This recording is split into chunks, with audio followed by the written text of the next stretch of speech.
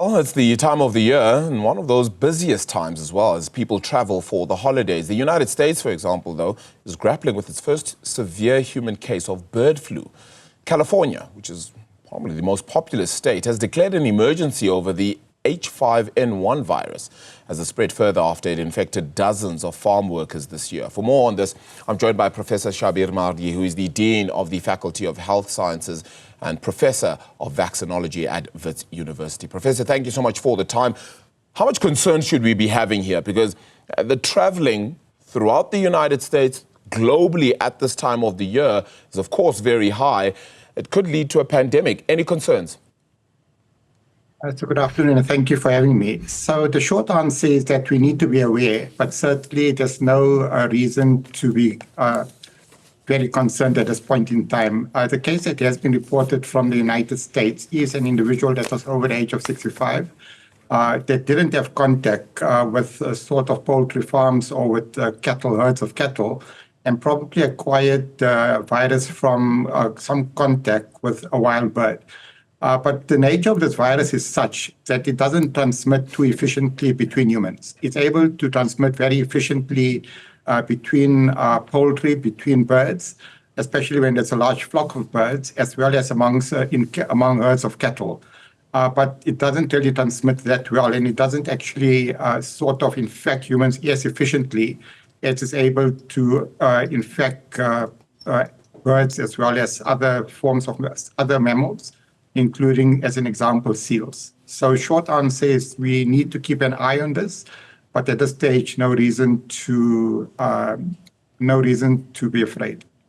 Yeah, I mean, I suppose, Professor, the one wonders whether we're getting to a stage where globally the world is wondering as to whether we're going to be seeing a few more of these sort of diseases, whether they come through from animals, whether they come through from other treatments as well that we're continuously facing. And even though medicine is advancing, it seems as though that diseases and all these other issues are actually advancing a little bit further.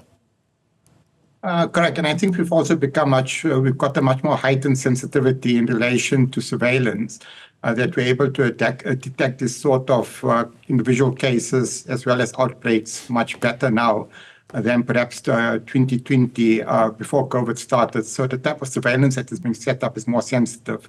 But at the same time, things such as climate change as well as intrusion into sort of the animal space lends itself to greater probability of these sort of viruses jumping into the human space.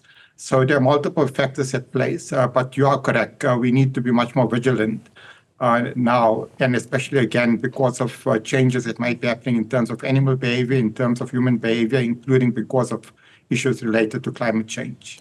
How close are we to getting, the kind of vaccines we need for things like bird flu, for example? So there is sort of vaccine against this particular virus, H5N1, which is really stockpiled. There is vaccines that are actually targeted at poultry as well as to cattle.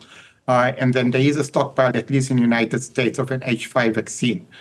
Given the success that we had in relation to being able to rapidly develop vaccines using the messenger RNA platform, if need be, I'm fairly confident that we would be able to make inroads. That platform has been used to develop vaccines against other influenza strains.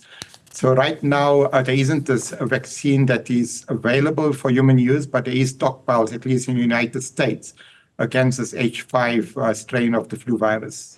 Does a virus like this prevent somebody from being able to travel actually as well? And or is there, and I mean, I know earlier you had said that it doesn't naturally just transmit easily between humans as well, but would something like travel be prohibited then for somebody in this scenario? Extremely unlikely. Like I said, there isn't much by way of human-to-human transmission at the moment. This particular case was sort of an exception. Most of the other cases that have been reported have been mild infections and usually presenting with red eyes, conjunctivitis, and mild upper respiratory symptoms. But there haven't been any sort of human-to-human transmission that would require the type of interventions or preventative measures that we had in place when it came to COVID-19. Are there any antibodies that we need to be concerned with that we don't necessarily have thus far, that perhaps would aid us in this situation. And I say that because, of course, pharmaceutical companies have thus far been looking at this situation themselves and have tried to ensure that they have molecular structures and the kind of technological growth and advancement and investment to ensure that they're ready for whenever the next epidemic or pandemic happens as well, the next virus of this nature.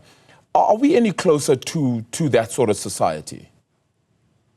Well, so for this particular virus, there is an antiviral drug, which can be used, which can successfully treat.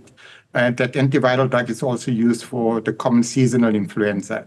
But in terms of antibodies, we don't usually sort of develop antibodies to target these sort of viruses where there's a high chance of mutations in the virus. There are some antibodies that have been developed against another type of virus known as a respiratory syncytial virus, which usually affects very young infants that are very effective in preventing those children from being hospitalized for lower respiratory illness.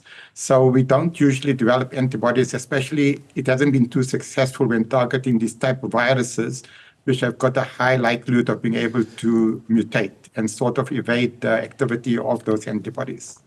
Professor, we appreciate your time. Thank you so much. I think the awareness, as you said, is going to be very important as well for all South Africans and globally as well. Hopefully this does not become anything more than it is currently. Professor Shabir Madhi, the Dean of Faculty for the Faculty of Health Sciences, also Professor of Vaccinology at Wits University.